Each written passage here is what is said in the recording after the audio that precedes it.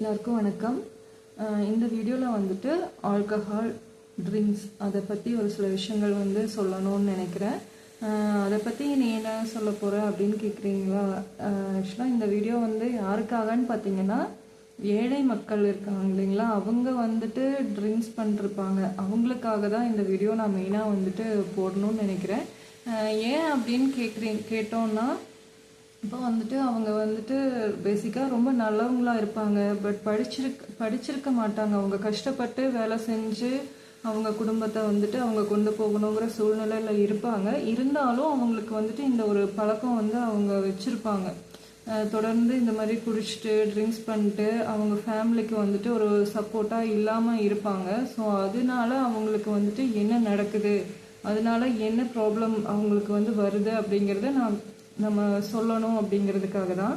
ஆக்சுவலாக என்னன்னு பார்த்தோன்னா, அப்போ வந்து படித்தவங்க அப்படின்னு பார்க்கும்போது அவங்களுக்கே தெரியும், அவங்க தெரிஞ்ச ஏதாவது தப்பு பண்ணுறாங்க.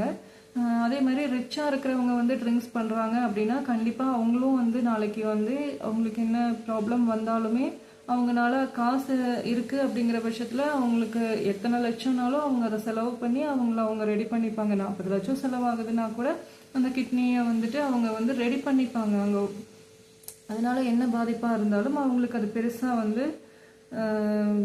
அஃபெக்ட் பண்ணாது. ஆனால் இதுவே நம்ம ஏழையாக இருக்கிற பட்சத்தில் நம்மளுக்கு ஏதோ ஒரு ப்ராப்ளம் வருது அப்படின்னா நம்ம எப்படி ஃபேஸ் பண்ணுவோம், அதை நீங்கள் யோசிக்கணும். அதே மாதிரி நீங்கள் வந்துட்டு மேரேஜ் ஆகிருக்கு, உங்களுக்கு ஒய்ஃபு குழந்தைங்க இருக்காங்க அப்படின்னா கண்டிப்பாக இந்த ஹேபிட்டை வந்து நீங்கள் வந்து கண்டினியூ பண்ணாதீங்க. ஏன்னா உங்களுக்கு வந்து அதுக்கப்புறம் என்ன நடக்குதுங்கிறது உங்களுக்கு தெரியாது. அவங்க தான் வந்து பாதிக்கப்படுறாங்க. இதை வந்து நீங்கள் புரிஞ்சுக்கணுங்கிறதுக்காக தான் வந்துட்டு நான் ஒரு சில விஷயங்கள் சொல்லணும்னு நினைக்கிறேன். என்னன்னு பார்த்தீங்கன்னா, நீங்கள் வந்து ட்ரிங்க்ஸ் பண்ணுறீங்க அப்படின்னா உங்களுடைய முன்னேற்றம் வந்து கண்டிப்பாக அங்கே வந்து தடைப்படும். நீங்கள் வந்துட்டு லைஃப்பில் முன்னேறவே முடியாது. ஏன்னா கஷ்டப்பட்டு உழைக்கிறோம், உழைச்ச காசில் வந்துட்டு அது பாதி எப்படி செலவாக போகுதுன்னே உங்களுக்கே வந்து புரியாது. உங்களோட ஒய்ஃபும் குழந்தைங்களும் கஷ்டப்பட்டுட்டு தான் இருப்பாங்க. இந்த நிலை வந்து மாறணும் அப்படின்னா நீங்கள் அந்த பழக்கத்துலேருந்து வெளியில் வரணும். அதை கைவிட்டால் மட்டும்தான் வந்துட்டு அதுலேருந்து ஒரு நல்ல மாற்றம் வந்து வரும். ஓகேங்களா? ஸோ அதே மாதிரி அது மட்டும்தான் பிரச்சனையா அப்படின்னு கேட்டிங்கன்னா, உங்களுக்கு வந்துட்டு உங்களை அந்த டைமில் வந்துட்டு யாராவது ஏமாத்துருவாங்க அப்படிங்கிறது உங்களுக்கு தெரியுமா? உங்களை வந்து யாராவது ஏமாற்றணும்னு நினச்சாங்கன்னா நீங்களே வந்துட்டு அதுக்கு ஒரு பாலம் மாதிரி இந்த விஷயத்த வந்து நீங்கள் உங்களுக்கு வந்து கொடுக்குறீங்க. நீங்கள் அந்த டைமில் வந்துட்டு உங்களை ஈஸியாக ஏமாற்றிடுவாங்க.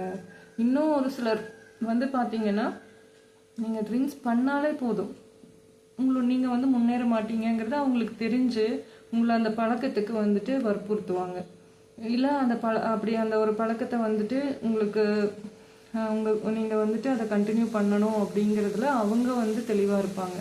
ஸோ அப்படியெல்லாம் இருக்கிறாங்க அப்படின்னா அவங்கெல்லாம் உங்களுடைய முன்னேற்றத்தை வந்து தடை பண்ணுறதுக்காகவே உங்கள் கூட இருக்காங்க. அவங்க உங்களுக்கு வந்து பகையாளிகள் அப்படிங்கிறத நீங்கள் புரிஞ்சுக்கணும். நீங்கள் அதை வந்துட்டு அந்த பழக்கத்துலேருந்து வெளியே வந்தால் மட்டும்தான் உங்களுக்கு யார் எனிமீஸு, உங்களோட பகையாளிகள் யார் அப்படிங்கிறது உங்களுக்கே வந்து தெரியும்.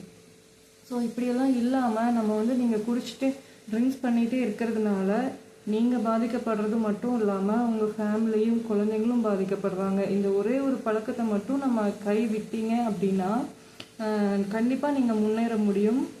உங்களோட எனிமீஸ் யார் அப்படிங்கிறத நீங்கள் அடையாளம் காண முடியும். அதே மாதிரி உங்களோட குழந்தைங்க ஒய்ஃப் எல்லாருமே வந்துட்டு சந்தோஷமாக அப்போ தான் இருக்க முடியும். அப்படி நீங்கள் உங்களுக்கு அந்த ஹேபிட்லேருந்து வெளியில் வர முடியாது, நான் எனக்கு இப்படி தான் இருப்பேன் அப்படின்னு நினச்சிங்கன்னா தயவு செஞ்சு மேரேஜ் பண்ணாதீங்க. ஃபேமிலிக்குள்ளே வந்துட்டு என்ட்ரு ஆக வேண்டாம்ங்கிறது தான் என்னுடைய ஒரு ரெக்வெஸ்ட், ஒரு வேண்டுகோள் எல்லாமே. அதே மாதிரி ஆல்ரெடி இப்படி இருக்கீங்க அப்படின்னா தயவு செஞ்சு அந்த விஷயத்தை வந்து கைவிட்டுருங்க.